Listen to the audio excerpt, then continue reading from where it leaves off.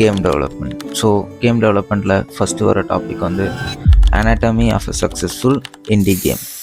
So first வந்து நீங்கள் பார்த்தீங்கன்னா உங்களுக்கு ஒரு கேம் பில்ட் பண்ணணுன்னா நீங்கள் சிங்கிள் பர்சனாக தான் பில்ட் பண்ணுற மாதிரி வரும். Starting if you have no money just ஐடியானா நீங்கள் சிங்கிள் பர்சனாக தான் பில்ட் பண்ணுற மாதிரி வரும். ஸோ நீங்கள் சிங்கிள் பர்சனாக பில்ட் பண்ணும்போது ஏற்கனவே வந்து நிறைய இண்டி கேம் சக்ஸஸ்ஃபுல்லாக இப்போ வந்து மெக்க கமிலியன்லாம் வந்துச்சு, அதெல்லாம் ரெண்டு பேர் தான் டெவலப் பண்ணாங்க. ஸோ அந்த மாதிரி நிறைய இண்டி கேம்ஸ் இருக்குது. அந்த மாதிரி இண்டி கேம்ஸ்லாம் நீங்கள் ஸ்டடி பண்ணிங்கன்னா உங்களுக்கு வந்து ஒரு கிளாரிஃபிகேஷனும் ஒரு ஐடியாவும் வரும். லைக் ஓகே, ஒரு கேம்னா இப்படி தான் பில்ட் பண்ணணும் போல் அப்படின்ட்டு. ப்ரோட்டோஃபைல்னா ப்ரோட்டோடைப் ஏதோ ஒன்று. ப்ரோட்டோஃபைல்னால் என்னன்னு கேட்டிங்கன்னா லைக் வந்து நீங்கள் உங்கள் கேமை பில்ட் பண்ணுறதுக்கு முன்னாடி ஃபஸ்ட்டு வந்து ரஃப்பாக வந்து ஃபஸ்ட்டு பில்ட் பண்ணணும். நீங்கள் லைக் சிம்பிள் ஷேப்ஸ் வச்சு நார்மலாக வந்து நீங்கள் அந்த கோர் மெக்கானிக்கை மட்டுமே ஃபோக்கஸ் பண்ணி உங்கள் கேமை ஃபஸ்ட் நீங்கள் பில்ட் பண்ணணும். இப்போ அந்த பில்ட் பண்ணதை ஒரு கொஞ்சம் பேர்கிட்ட கொடுத்து விளையாட சொல்லணும். அப்படி விளையாண்டு அந்த ஐடியா உங்களுக்கு பிடிச்சா அந்த கேம் ஒர்க் ஆகுதுன்னா நீங்கள் அதில் ஒர்க் பண்ண ஆரம்பிக்கலாம். ஏன் இதுனா இது வந்து நிறைய டைம் சேவ் பண்ணும் உங்களுக்கு. ஏன்னா நீங்கள் ஸ்டார்டிங்கே வந்து 3D மாடலிங் அதுக்கப்புறம் அந்த மாதிரி காம்ப்ளெக்ஸான ஸ்லைடில் ஒர்க் பண்ணி டைம் வேஸ்ட் பண்ணிட்டு அப்புறமா அந்த கேம் ஒர்க் ஆகலைன்னா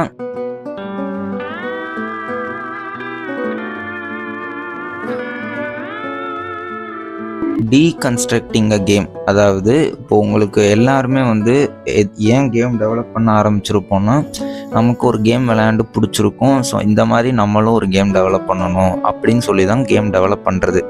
ஸோ அந்த மாதிரி நீங்கள் உங்களுக்கு பிடிச்ச கேமை எடுத்து நீங்கள் அதை ஸ்டடி பண்ணணும். நீங்கள் அப்படி ஸ்டடி பண்ணும்போது நீங்கள் நிறையா விஷயம் நோட் பண்ணுவீங்க. லைக் அதோட காம்பேட் சிஸ்டமு, அப்புறம் வந்து எப்படி வந்து லெவல் டிசைன் பண்ணியிருக்காங்க, இனிமியே எப்படி ஒர்க் ஆகுது, அந்த மாதிரி நிறைய விஷயத்த நீங்கள் வந்து ஸ்டடி பண்ணணும். ஸ்டடி பண்ணால் அது உங்களுக்கு நிறைய கற்றுக்கலாம். லைக் ஆக்சுவலாகவே வந்து இப்போ 2-3 கேம்ஸ் எடுத்துக்கிட்டிங்கன்னா அதில் நிறைய விஷயம் புதுசாக பண்ணியிருப்பாங்க. இப்போ வந்து மெட்டல் கியர் சாலிட்ஸில் தான் வந்து ஃபஸ்ட்டு ஸ்டெல்த் மெக்கானிக்ஸ் வந்துச்சு. அந்த மாதிரி ஒரு கேம்லேயும் புது மெக்கானிக்ஸை வந்து இன்க்ளூட் பண்ணிகிட்டே இருப்பாங்க. ஸோ அந்த மாதிரி கேம்ஸை நீங்கள் ஸ்டடி பண்ணும்போது உங்களுக்கு வந்து நிறைய விஷயம் கற்றுக்கலாம். அது உங்கள் கேம்லேயும் நீங்கள் உங்களுக்கு ஏற்ற மாதிரி அப்படி இம்ப்ளிமெண்ட் பண்ணக்கூடாது, கொஞ்சம் உங்களுக்கு ஏற்ற மாதிரி நீங்கள் மாற்றி புதுசாக நீங்கள் இம்ப்ளிமெண்ட் பண்ணலாம். ஸோ வந்து கேமை வந்து ஸ்டடி பண்ணுறது ரொம்ப முக்கியம். ஸோ எப்படி ஸ்டடி பண்ணலான்னா ஃபஸ்ட் நீங்கள் அந்த கேமை விளையாடணும்.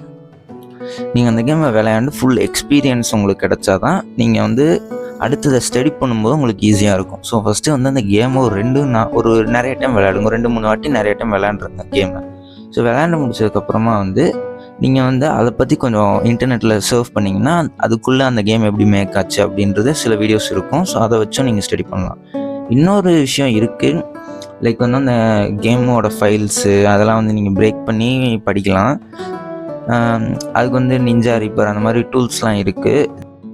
கோர் மெக்கானிக், அதாவது எந்த கேம் பண்ணாலுமே அதோட அந்த கோர் மெக்கானிக் தான் இருக்கிறது ரொம்ப ரொம்ப முக்கியம்.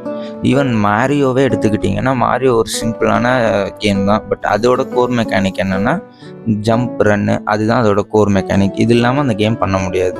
அந்த மாதிரி இப்போது சிக்கிரோ, ஷேடோ டே ட்வை அந்த கேம்ஸ் எடுத்துக்கிட்டிங்கன்னா அதில் வந்து பேரி சிஸ்டம், பாஸ்டர் பார் இதெல்லாம் வந்து முக்கியமான மெக்கானிக். அந்த மாதிரி ஒரு கேமுக்கு ஒரு மெக்கானிக் இருக்கும். ஸோ நீங்கள் பண்ண போகிற கேமுக்கு எது கோர் மெக்கானிக்காக நீங்கள் ஒரு மெக்கானிக்கை செட் பண்ணணும்.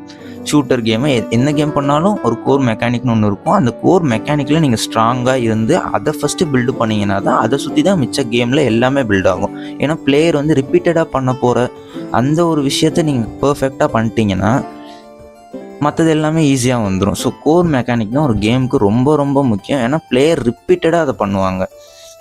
இப்போ வந்து ஜம்ப் அண்ட் ரன் வந்து மாரியோவில் அடிக்கடி பண்ணுற விஷயம். ஸோ அது வந்து நல்லா இல்லைன்னா அந்த கேமே நல்லா இருக்காது. ஸோ கோர் மெக்கானிக் தான் முக்கியம். ஸோ அது ஃபஸ்ட்டு நீங்கள் நல்லா பண்ணிவிட்டா அப்புறம் மற்றதெல்லாம் அதை சுற்றி நீங்கள் எப்படி வேணால் பண்ணிக்கலாம். நெக்ஸ்ட்டு வந்து கேம் டிசைன் டாக்குமெண்ட். எந்த கேம் பண்ண போகிறீங்கனாலும் அதுக்கான ஸ்டோரி, அதுக்கப்புறம் அதோட அந்த கேமரா ஆங்கிள்ஸ், சில விஷயத்தெல்லாம் வந்து ஒரு பெரிய டிராஃப்ட் மாதிரி நீங்கள் முன்னாடியே போட்டு வைக்கணும்.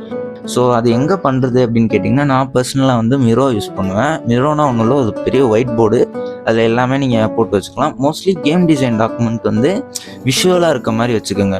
ஏன்னா நீங்கள் அது பார்த்தோன்னே டக்குன்னு உங்களுக்கு மாற்றுற மாதிரி எல்லாமே இருக்கும். இப்போ ஃப்யூச்சரில் நீங்கள் ஒரு 2-3 பேர் கூட ஆட் பண்ணிங்கன்னா கூட அவங்களுக்குமே அது புரிகிற மாதிரி ஈஸியாக பண்ணுற மாதிரி அந்த ஒரு டாக்குமெண்ட்டை வந்து நீங்கள் ரெடி பண்ணணும்.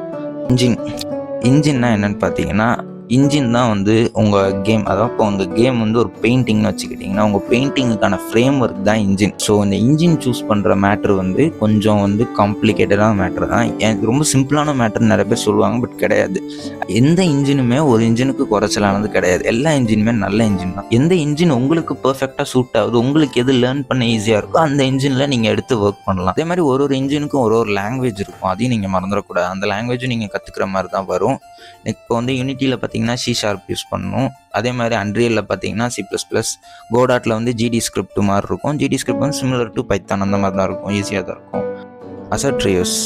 ஸோ நிறைய பேர் வந்து கேம் பண்ணும்போது வந்து அசட்டை வந்து இன்டர்நெட்லேருந்து டவுன்லோட் பண்ணி நீங்கள் யூஸ் பண்ணுவீங்க. இது வந்து நல்ல விஷயமானு கேட்டிங்கன்னா எஸ் அண்ட் நோ.